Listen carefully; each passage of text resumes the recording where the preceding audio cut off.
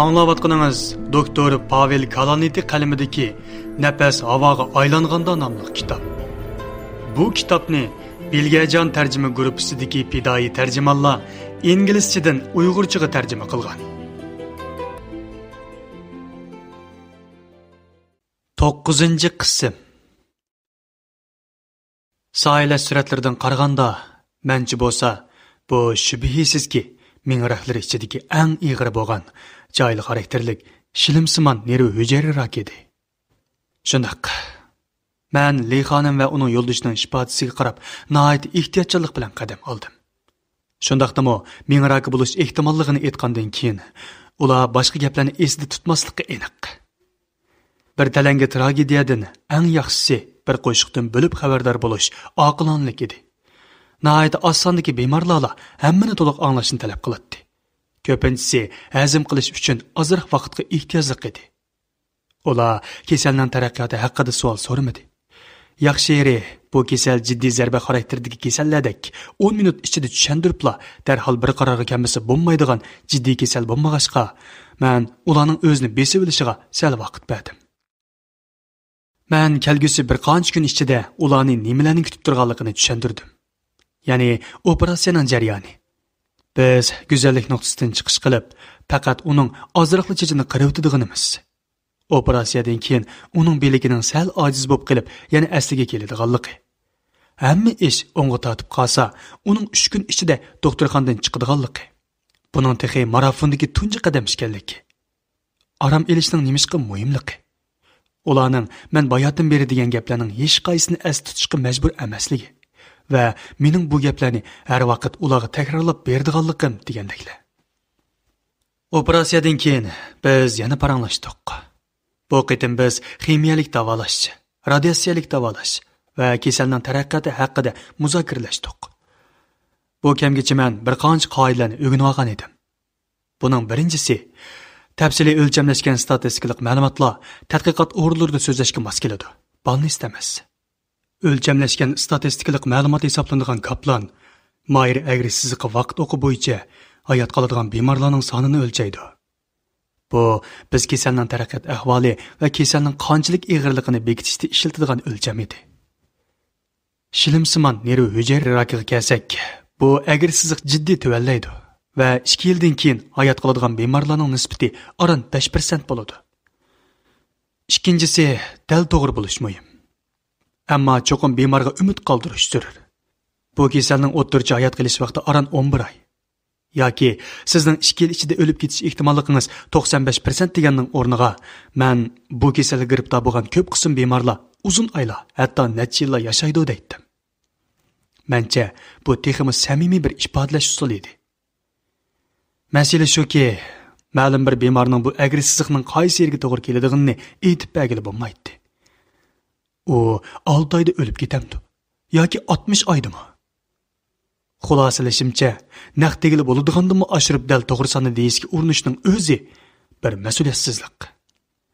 Dal sonni deb beradigan atalmish afsonachi doktorlar, masalan, menga naq 6 oy umrim qolgani degan doktor, zodi qanday odamlar? Ularga statistika darsini kim o'rgatgan bo'g'aydi? Men ba'zida mushundaq o'ylanib qolatdim. Xabarni anglaganda bemorlar ko'pincha sukut ichida turadi. Degan bilan, bemor degan so'zning asli ma'nosi jafo mushaqqatga qaqshimay chidag'uchi emasmi? Ko'pincha hollarda g'ururni saqlash yoki hayroni his qilish sababidan bu xil shum xabarlar teshilganda jimjitlik hukm suratdi va bemorning qo'lini tutib so'zlash uning bilan suhbatlashishning asosli usuli bo'lib qoladi. Faqat nihoyat osondagilari odatda bemorning o'zi emas, balki jo'risi darhol qat'iy irodaga keladi va biz bu kasal bilan kurash qilamiz va cho'qim yengib chiqamiz doktor deb ifoda bildiradi. Bemorning kasalga qarshi qurollanishning turlari ko'p edi. Ba'zilari duo qilishga tushsa, ba'zilari o'simlik to'g'rilardan, yana ba'zilari g'ul hujayralardan shifo izlashga tamshiladi. Bu xil qat'iylik menga jononchinidek nozik va yurakni ezdigan azobdan qutulish uchun mahkam yepishib olgan, ammo reallikdan to'limi yiroq umidvorlik bo'lib tuyuladi. Mayli qandoqli bo'lmasin, operatsiyadan yangi chiqqanda urushga tutgandek qat'iy ruhning bo'lishi obdan ish edi. Көзтіш өйдә қиңық күл рәңлік чырыватқан өсмә xuddi yumran меңі pürmülerining yavuz tajovuzchisida ko'rinatdi va uningga qarab g'azabim kelatdi. Qo'limga tushding. Mana, anangni deb ichimda tillaytdim. Gerçi oddiy ko'z bilan ko'ngli bo'lmaydigan rak hujayralari sog'lom ko'rinadigan ming raylarga tarab bo'lgan bo'lsa-mu, ammo o'smini kesib tashlash kishiga yanada bir xil qanoatlanish tuyg'usi beg'ishlaydi. O'smining asosan saqlanish mumkin bo'lmaydigan qayta bixilnishini boshqa bir kunda tushuntirish kerak edi. Besh qo'lni bir xil eg'izga saqlab bo'lmaydi-da. Kishilar orasidagi ochiq so'zlik hargizmo barcha cho'ng haqiqatlarni bir xil to'kma qilish kerakligini emas. Balki bemorning g'imi tog'dimi, bog'dimi deganni tushungan asosda ularga rostgapni imkoniyatning yo'l qo'ygan doira ichida tushuntirish kerakligini bildiradi. Shundaqdimi kishilar orasidagi ochiq so'zlikning ma'lum badali bo'ladi. 3-yilning bir oqshimi men Jeff bilan uchrashib qoldim. Umi o'xshashla japoliq va talabi yuqori bo'lgan bir kasbda, ya'ni umumiy tashqi kasallar bo'limi dedi. Ikkimiz qarshi tarafdagi tushkunlikni sezdik. Hay, Pavel, sen avval degin. Bola, dedi Jeff. Shuning bilan men bir bolaning o'limi haqida uning so'zlab berdim. U bola mengisiga o'q tegib doktorxonaga kelgan edi. Biz qutqizib olishga shuncha tirishsaqmi, tirilay deb qilib, oxirida yana o'lib ketdi.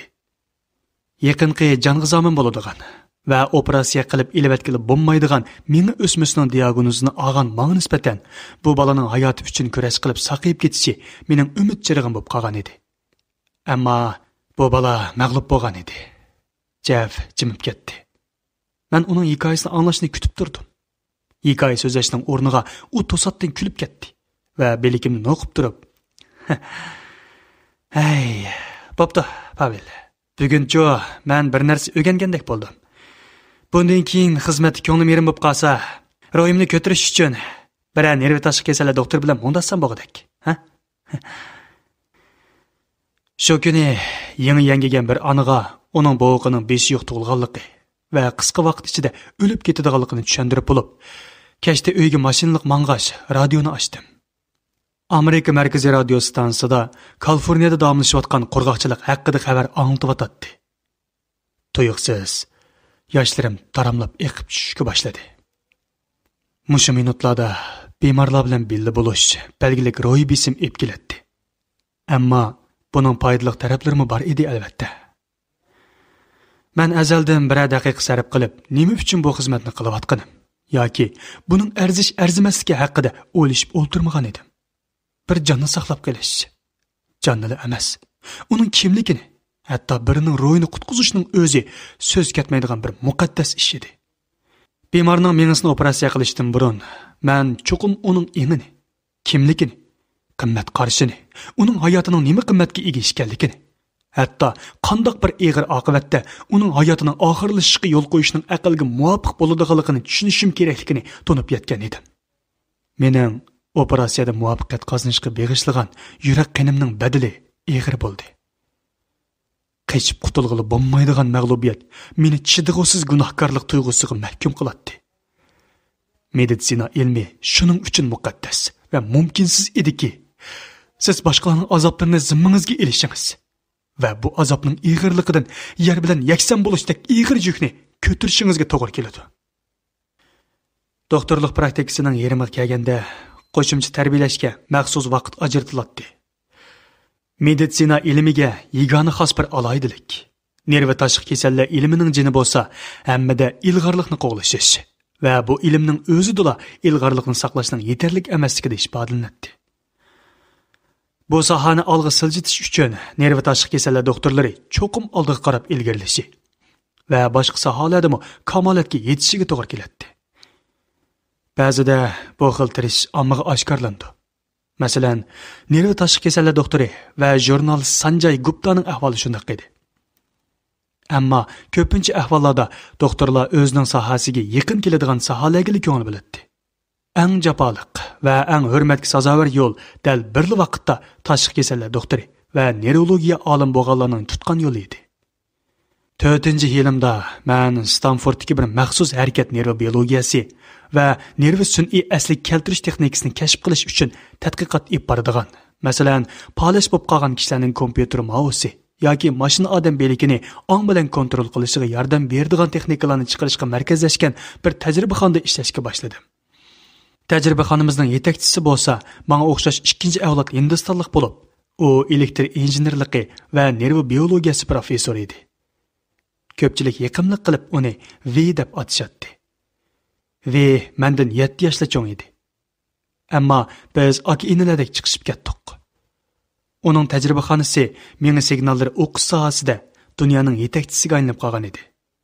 Ammo uning qo'shilishi bilan men bir qarama-qarshi tadqiqot turini boshlab etdim.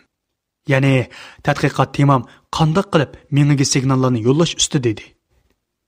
Degan bilan, agar mashina odam qo'li ishlatguchi bir qizil haraq stakanini qanchalik qattiq tutganligini sezamasa, u holda u cho'qimla nurg'un aynak stakanlarni sundirib qo'yadi emasmi? Menga signal yo'llash yoki nerv kontrollash sohasining ishlatilishchanligi bundan ko'p keng edi. Menga signallarni kontrol qilish imkoniyatiga ega bo'ldik deganlik bir qator navbatda davosi yo'q yoki bo'ysundirish intayin qiyin bo'layotgan nerva yoki ruhiy kasallarni davolash imkoniyatiga erishganimizdan darak beradi. Bu kasallar xomushlik kasalidan tortib, Xanitongtung kasalligicha, ilishib qilishdan tortib, to'rt yig'indi kasalligi, hatto betoqatlik kasallik qatorliqlarni o'z ichiga oladi. Bu texnika kasal davolashga cheksiz imkoniyatlarni olib keladi. Men endi operatsiyani bir tarafga qayirib qo'yib, genetikalik davolashdagi yangi texnikalarni shu turdagi tunji qitimliq tajribalarda sinab qilib qo'llanishga qatlangan edim. Bu tajribaxonada 1 yil turgandan keyin V bilan ib berildigan haftalik ko'rishishlarimizning birida yana suhbatni boshladik. Men uning bilan qilishdigan bu suhbatlarni yoqtirib qolgan edim. V men taniydigan boshqa olimlarga o'xshashmaydi. U yumshoq so'zlaydi. Boshqa kishilar va klinika xodimlarining ishiga ko'ngil biladi. Va u menga necha qitim o'zining bir tashqi kasallar doktori bo'lg'isi borligini e'tirof qilgan edi. Shuni tushunib yetdimki, olimlik bo'lsa bir xil siyosiylikka ega, shiddatli raqobatga to'lgan, kishini arg'uzadigan va kishini oson yo'lni tanlashga qiziqtiradigan bir kasb ekan. Har qanday kishi Vega eng samimiy bir yo'lda mangdigan biri deb ishonsa bo'ladi. Ko'pincha olimlar ilmiy maqolalarni eng donliq ilmiy jurnallarda e'lon qilib, nomini tanitish lozim deb ishonsa, ve faqat ilm-fan natijalarining haqiqiy bo'lishiga va hech qanday saxtlik ishlatmay e'lon qilsamla bo'ladi degan qarashda chang turadi. Men azaldan muvaffaqiyat qozongan kishilar ichida u qadar oq ko'ngillarni uchirtib boqmagan edim. Ve haqiqiy bir takommullashgan inson edi. U udulimda o'ltirib, menga kulimsirash o'rniga g'amkin ko'rinadi. U uxtatqach menga mundoq dedi. Pavel, darhol doktorlik posmog'ini kiyilishingni so'rayman. Ha, ma'qul. Ular menga oshqozon osti bezrakiga kirib topibsan deydi. Ve xo'sh. Qani, quloqim senda. U o'zining bag'ancha o'riqlab ketayotganligini, azmining chekinganligi va bu zamonda allaqachon o'lchamlik mashg'ulot hisoblanmaydigan CT saylash suratlaridan oshqozon osti bezida bir kallik go'sht bog'lig'i bayqalganligi qatorliqlarni bir-birlab so'zlab berdi. Biz keyingi qadamdagi ishlar haqida mundashdik. U azobliq Vipol operatsiyasi qilish kerak edi. Bu operatsiyada uning bir yuk mashinasi tarafidan so'qib o'tilgandek his qiladiganligini deb berdim. Kimning eng yaxshi operatsiyachi ekanligi, bu kasalning uning ayoli va bolalariga bo'lgan ta'siri va uning uzun so'zilgan xizmatdagi davomsizligi jarayonida tajribaxonani qandoq mangdirish qatorliqlar haqida so'zlashdik. Oshqozon osti bezining kasal taraqqiyoti kishini umidsizlikka boshlaydi. Albatta, Vening ahvolining qandoq taraqqiy qiladiganligini bilish mumkin emas edi. Pavel, dedi u to'xtab olib. Seningcha mening yashag'inimning ahamiyati bormi? Sencha men hayotimda to'g'ri qarorlarni chiqardimmi? Bu savol meni hang-tang qoldirdi. Hatto uningdek fazilatning eng yuksak ulgusini yaratgan kishimi o'limga yuzlanganda bu xil savollarni so'rayotdi. Vening operatsiyasi, ximiyalik davolash va radiatsiyalik davolashlarimi bakmi uzunga so'zildi. Ammo o'ngishli bo'ldi. 1 yildan keyin men doktorxonaga qaytib, kelinkilik xizmatga qaytadan kirish oldida u xizmatga qaytib keldi. Uning chechi azlab oqirib ketgan. Uning ko'zlaridagi nur xiralashgan edi. Oxirgi haftalik suhbatimizda u menga qarab, "Qara Pavel. Bugun davolanganimni arziydigandek his qilgan tunji kun. Albatta, bolalarim uchun har qanday ishga bardoshlik berdim. Ammo bugun butun tatgan azoblarim arziydigandek his qilgan tunji kun", dedi. Biz doktorlar bemorlarni qanchalik ig'ir sinoqlarga qo'ydiganimizni tirnoqchilikmi tushunmasak kerak. 6-yilımda men doktorxonada butun kun ishlashga tushdim. Vening tajribaxonasidagi tadqiqotim orom kunlari yoki bekor vaqtimda qiladigan ishim bo'lib qoldi. Ko'pincha kishilar, hatto eng yaqin xizmatdoshlarimmo nerv tashqi kasalliklar ilmi praktikasining qanday bir qora o'nkirish ekanligini tushunmaydi. Meni eng yoqtiradigan sestralarning biri bir kuni kech soat 10 gacha davomlashgan bir qitimliq tas va uzun operatsiyani tugutish bergandan keyin Tangriga ko'p shukr. Yaxshi-ku men at aram olaman. Sizlarchi? deb so'rdi. Yaxshimi? Lekin hech bo'lmaganda atdiganda kechib bir kasanglar bo'ladi. Shundaq-ku. Odatda qanchada ishga tushsizlar? Sahar soat 6da. Nima? Chaqchaqimang. Rostmi ya? Albatta, rost. Har kuni? Shundaq, har kuni. Amsa hafta oxirlaricha. Bo'ldi. So'ramayla qo'ying. Doktorlik praktikasi jarayonida mundaq bir gap bor edi. Kunlar uzun, yillar qisqa. Nerv tashqi kasalliklar ilmi praktikasida har kunlik xizmat odatda sahar 6da boshlanib, operatsiya oxirlashguncha davomlashadi. Qanchalik baldir tugishi operatsiya uyidagi ishlarni qanchalik tez bitirishimizga bog'liq edi. Bir praktikant doktorning hunari, uning texnikasi va sur'ati bilan bog'lanadi. Beparvolik qilsangiz bo'lmaydi. Ammo bak osti bo'lib ketsangizmi, yanada bo'lmaydi. Yara eg'izining tunji tikishini tikib bo'pla. Agar bak to'g'ri bo'lish uchun kashkicha laypaslik qilsangiz, operatsiya texnikadan gap anglig'la turadingiz. Apla. Qaraganda bugun biz o'sin tuzash operatsiyasini xato holda men operatsiyasiga o'rlashtirib qo'yibdikmi nima? Yoki bo'lmasa to'g'ri. Men sizning strategiyangizni tushunib bo'ldim. Sizning maqsadingiz yarning usti yerimini tikib bo'lganda, yarning osti yerim o'zligidan to'liq saqayib qolsin demoqchi ekansiz-da. Men tushundim. Shundoq bo'lganda ishning yerimini qoladi emasmi, Qoltis mana. Bak yaxshi qildingiz. Texi bosh praktikant yangi praktikantning beshida turdi. Yo'l ko'rsatdi. Avval tez tikishni o'rganing. Yaxshi tikishni keyin o'rgana olasiz. Operatsiya uyida hamma odamning ko'zi soatda.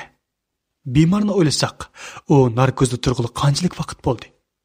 Chunki uzun mashg'ulotlar davomida nervlar yarilanishi, muskullar uzilib ketishi yoki böbrek qardan chiqishi mumkin edi. Boshqalarni o'ylasak, bugun oqshom soat qanchada bu yerdan qutulamiz deganlar xiyolga keladi. Meningcha, vaqtni qisqartirishning ikki strategik usuli bor edi. Buni xuddi toshbaqa bilan toshqonga o'xshatish mumkin. Toshqon qancha tez qila olsa, shuncha tez ilgirlaydi. Qo'llar chaqmoqdek tez. Asboblar taraqlab polga tushib ketadi. Teri xuddi sirtmidakli echiladi. Har dalgan so'ngakning to'zig'iga qo'nib bo'lmasdilla, ilotiladigan bosh so'ngak dasta hozir bo'ladi. Natijada so'ngakning echilgan qismini bu yerlardan 1 santimetr kengaytirishga to'g'ri keladi. Chunki dastlab dal joyida kesilmagan bo'ladi. Toshbaqaga kelsak, aksicha har bir qadamni xatosiz avoylab oladi. 7 o'lchab bir kesadi. Operatsiyaning hech qanday bosqichini qayta tekshirib beqishning hojati qolmaydi. Hamma mashg'ulot naq to'g'ri va o'lcham bilan mangadi. Agar toshqon bak ko'p kichik xatoliklarni o'tkazsa, to'xtamay yangidan tanglashga to'g'ri keladi-da, toshbaqa yengadi. Agar toshbaqa har bir qadamni planlashga bak ko'p vaqt sarf qilsa, u holda toshqon yengadi. Operatsiya uyidagi qiziq ish, mayli qanchalik jiddiy ish qiling yoki ig'ir besiq mashg'ulot qiling, vaqtning o'tganini his qilib bo'lmaydi. Agar Heidegger aytgandek, zerikish deganlik vaqtning o'tganini his qila olish bo'lsa, u holda operatsiyadan aksichidir. kuchli diqqatni markazlashtirish soat istalgısini ahamiyatsiz bir narsaga aylantirib qo'yadi. Ba'zida 2 soat 1 minutdek seziladi. Hatto vaqtning vishchida qilib o'tganini anglagandek bo'ladingiz. Lekin ba'zida ajablanishga boshlaydiz. Bemor qanchalik vaqt uyg'ona? Ikkinchi bemor qachon kirar? Ay, bugungi soat qanchada uyga qaytaman? Odatda oxirgi bemorning operatsiyasi tugaganda qadamlarining so'rilib kelishiga qarab, ondan bir kunning zodi qanchalik uzunligini his qiladingiz. Doktorxonadagi bir necha boshqarish tipidagi xizmatlarni bitiribla uyga qaytadiganlarning so'zlari menga bolqi bilan urgandek anglanadi. Hay, Pavel, bu ishni at qilsam bo'lamdi? Yo'q. Ular xuddi yer shari orqaga cho'rgilab, quyoshga qaytadan yiqilib qolgandek uhtatadi.